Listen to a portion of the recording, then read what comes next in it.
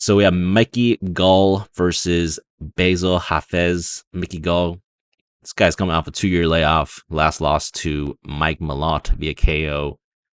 Bassil Hafez, obviously, this guy is coming off that split decision loss to JDM, a ranked opponent. So not the worst loss in the world, right? Especially coming on short notice. Let's look at the odds right here.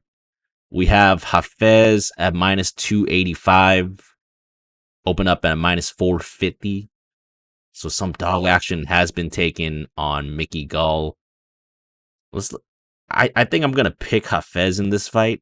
I think that although Hafez, he's coming off one of those like hype losses.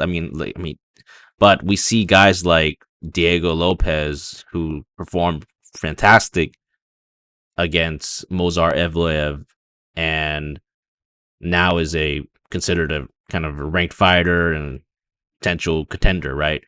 And I feel like Hafez is in a similar path. I think that also Mickey Gall is coming off a 2-year layoff. The 2-year layoff also included injury.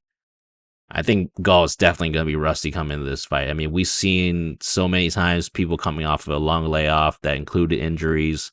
They always just are a little rusty. So I'm pretty sure this guy's going to be rusty coming into this fight.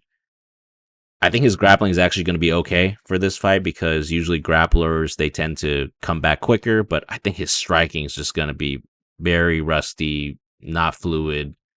I think the gap's going to be really wide on the feet. So Hafez is going to be the more dangerous fighter with KO equity.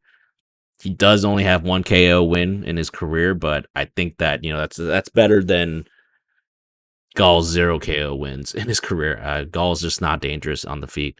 I also think that Hafez, he should show some improved cardio. The last fight, I think it was on short notice, and he did gas a bit, but he's one of those fighters that I think just goes really hard in the early rounds, early minutes, but he still keeps fighting. He gasses, but he still tries.